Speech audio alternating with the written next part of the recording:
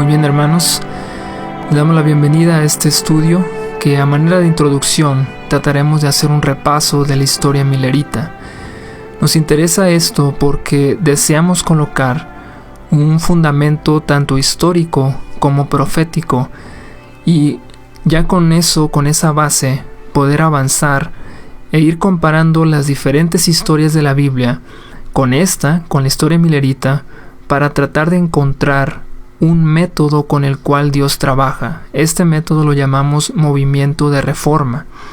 ¿Qué significa esto? Cada vez que el pueblo de Dios ha caído en algún grado importante de apostasía, el Señor ha diseñado un método específico con el cual puede sacar a su pueblo de esa apostasía, llevarlo a que recupere sus verdades que ha perdido, y no solamente de eso, sino una vez que ya está en esa condición, ahora el Señor también se propone darle un aumento de luz, un aumento de conocimiento. Y esa luz o esas nuevas verdades en su momento llegan a ser lo que conocemos como verdad presente.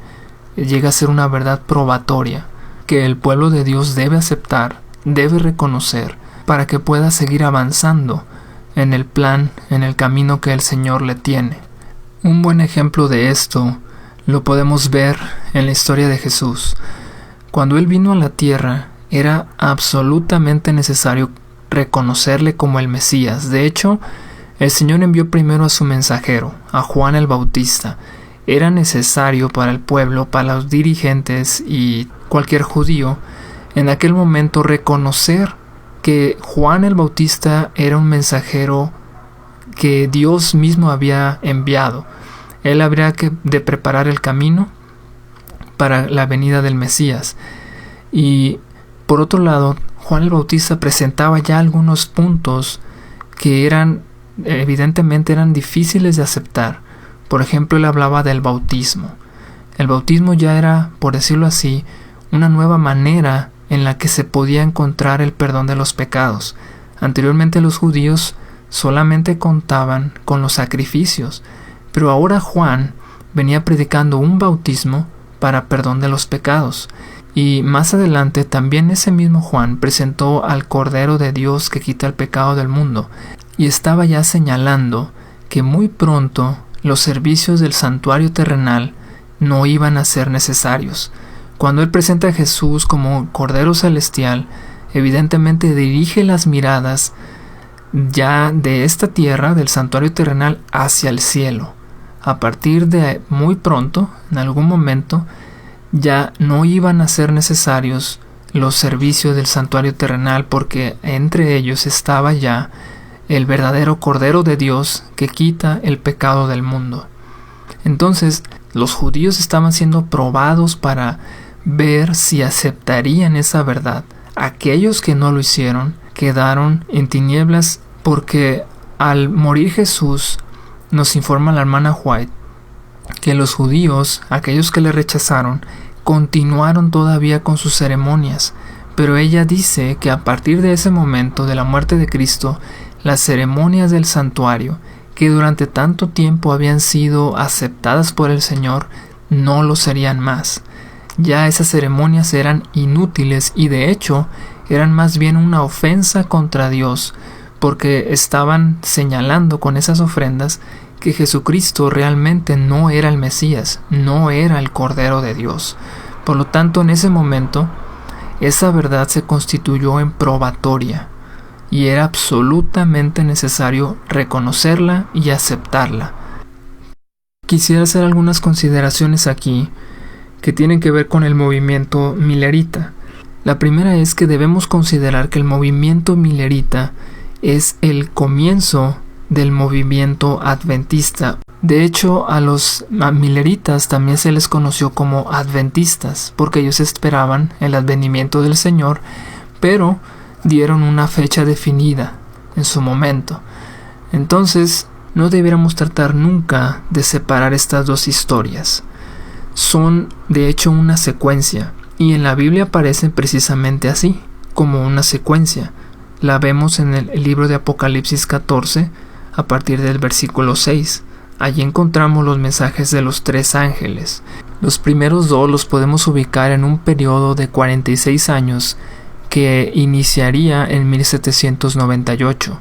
Y después, ya llegando al otoño de 1844, vendría el mensaje del tercer ángel. Entonces, si esto es una secuencia, es evidente que el mensaje del tercer ángel debía apropiarse de las verdades que ya habían sido dadas con el primero y el segundo. La más mínima lógica nos deja ver eso. Esto es una secuencia. Hablamos del mensaje del primero, del segundo y el tercero.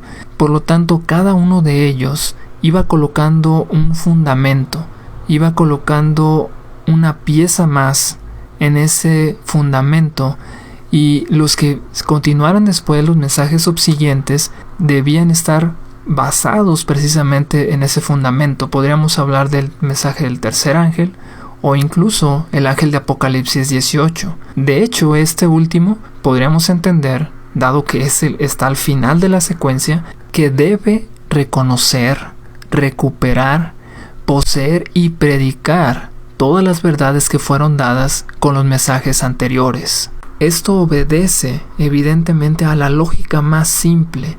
Son secuencias de mensajes. Lo podríamos comparar así.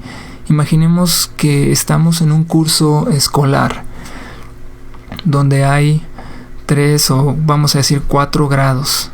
Y imaginemos que cursamos el primero, el segundo con buenas notas, buenas calificaciones, pero al llegar al tercero se nos indica allí, el profesor nos dice algo que nos deja helados. Nos dice que lo que hemos aprendido en primero y segundo año, probablemente la mitad está equivocado o quizá más. Entonces, eso nos dejaría muy inquietos y probablemente pensaríamos que no tenemos las bases para poder cursar el tercer año y mucho menos el cuarto, que es nuestra aspiración, llegar a completar todo ese curso de estudios.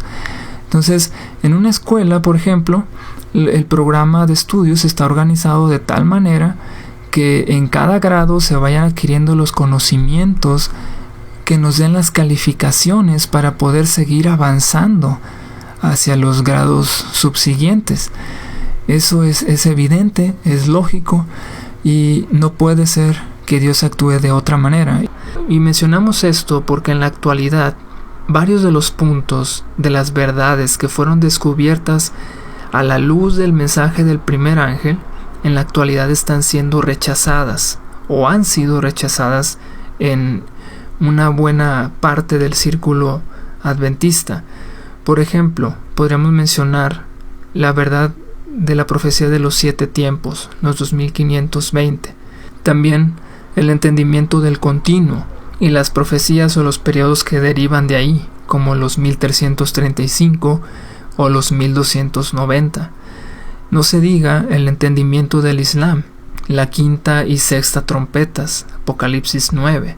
Por lo tanto, ante un escenario como este, donde podemos ver que muchas de esas verdades se han perdido de vista, ya no se reconocen más o incluso son atacadas, es nuestro deber recuperarlas, entenderlas, de manera que podamos, por decirlo así, revivir la experiencia del mensaje del primer ángel. Debemos recordar que de 1840 a 1844, como dice la hermana White, con el desarrollo que tuvo el mensaje del primer ángel, la iglesia llegó a vivir un momento de reavivamiento que ella nos indica que apenas se podía comparar con lo que sucedió durante la etapa de la Reforma Protestante. Y eso nos lleva a pensar que la experiencia milerita de hecho es la continuación de la Reforma Protestante.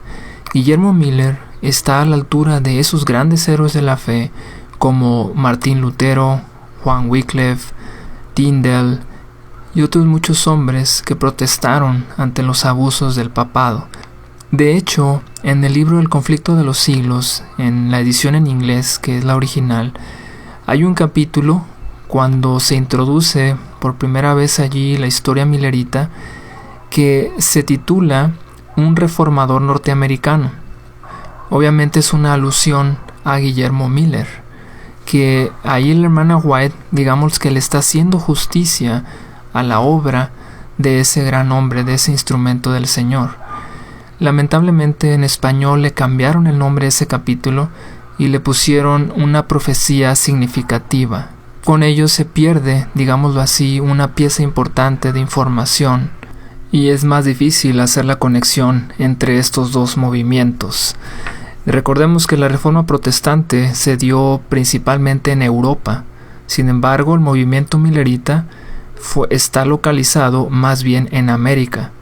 Y la hermana White nos informa que a partir de 1798, Estados Unidos sube al escenario profético y también allí la Iglesia Cristiana Protestante habría de desarrollarse, de crecer. Creemos que es un dato interesante e importante y nos deja ver el concepto que la hermana White tenía acerca de la obra de Guillermo Miller. Finalmente queremos también considerar otra característica que vamos a ver presente a través de los movimientos de reforma, y es que se desarrollan dos clases de adoradores. De hecho, eso no es una novedad. Cuando leemos la Biblia, desde el mismo Génesis encontramos esta verdad. Por ejemplo, tenemos el caso de Caín y Abel. Ambos eran adoradores, ambos conocían al verdadero Dios, incluso habían tenido una educación similar, eran hijos de la primera pareja. Sin embargo, uno de ellos demostró ser un adorador falso. Nos referimos a Caín porque él no ofreció lo que el Señor había pedido y finalmente dio muerte a su hermano, a Abel. Después nace Set y sustituye a Abel, y también entendemos a través de la historia que de Set viene la simiente santa, la simiente verdadera. Incluso ahí en Génesis la Biblia lo llama a su descendencia, lo llama los hijos de Dios. Y de parte de Caín fue una descendencia de gente malvada, gente que, nos informa la hermana White, desde muy temprano comenzaron a desobedecer los mandatos de Dios, incluso el sábado, y muchas otras de las ordenanzas que Dios había dado a su pueblo en aquel tiempo. Otro caso también lo encontramos en el libro de Daniel. En el capítulo 12 se nos habla de dos clases, los entendidos o los sabios y los malvados o los impíos. Otro ejemplo que es muy claro lo tenemos en una de las parábolas de Jesús. Me refiero a la parábola de las 10 vírgenes. 5 eran insensatas y 5 eran prudentes. Están las dos clases allí bien definidas. Y también sabemos que esa parábola se cumplió en la historia milerita, digamos de una manera parcial, pero también tendrá una repetición, un segundo cumplimiento en nuestro tiempo. Y al final del conflicto en esta tierra tenemos dos clases también que están definidas en el libro del Apocalipsis. Una tiene el sello de Dios y la otra tiene la marca de la bestia. También sabemos que este es el momento para nosotros de prepararnos, de manera que cuando llegue ese conflicto final, esa prueba final, podamos estar con la ayuda de Dios entre aquellos que reciban su sello. Y es nuestro deseo que a través de este estudio podamos, como hemos dicho, comprender más detalles del método que Dios tiene, del plan, de los pasos que Él sigue para reformar a su pueblo, y que al meditar en estas verdades podamos adentrarnos en esta historia, enamorarnos de esta historia, conocer cómo esos periodos fueron sumamente delicados, importantes. Debemos recordar que justamente en esa historia del primero y segundo ángel, el Señor estaba probando a su pueblo, y las iglesias que existían en aquel momento, las iglesias protestantes, todas fueron puestas en la balanza y tristemente fueron halladas faltas. Como iglesias, como denominaciones fueron desechadas. Pero también la hermana White nos informa que hubo gente, especialmente ministros y gente de influencia en aquel tiempo, que se opuso al mensaje y que quedaron al final, dice ella, en tinieblas totales. Sin saberlo, habían quedado perdidos. La puerta de la gracia, de la oportunidad para ellos se había cerrado. Les sucedió exactamente lo mismo que al Israel antiguo cuando rechazaron a Jesús, a Juan el Bautista y a Jesús. Quedaron en tinieblas, fueron desechados como pueblo, y Dios entonces levantó a la iglesia cristiana, y en el caso de los mileritas levantaría al movimiento adventista. Viéndolo así, debemos meditar, debemos dedicar tiempo a entender este proceso, porque tiene consecuencias eternas. Deseamos pues que a través de este estudio el Señor nos dirija, nos ayude y podamos, como hemos dicho, enamorarnos de esta historia y finalmente que en nuestra vida se pueda revivir esa experiencia que tuvieron los mileritas, que ellos ansiaban ver a Jesús, tenían ya una fecha e hicieron todos los preparativos, aquellos que fueron sinceros, todos los preparativos que estaban a su alcance para poderse encontrar con su Señor cara a cara. En aquel tiempo no fue posible y lamentablemente por la condición laodicense que finalmente llegó a tener este movimiento, la segunda venida de Cristo se ha diferido por muchos años. Sin embargo, es nuestra convicción que a nosotros sí nos ha de tocar, si el Señor nos permite, nos da vida, sí nos va a tocar ver la segunda venida de Cristo.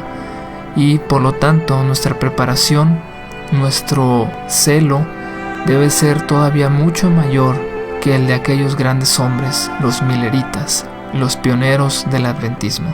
Que Dios les bendiga y nos acompañe y nos dirija en este estudio.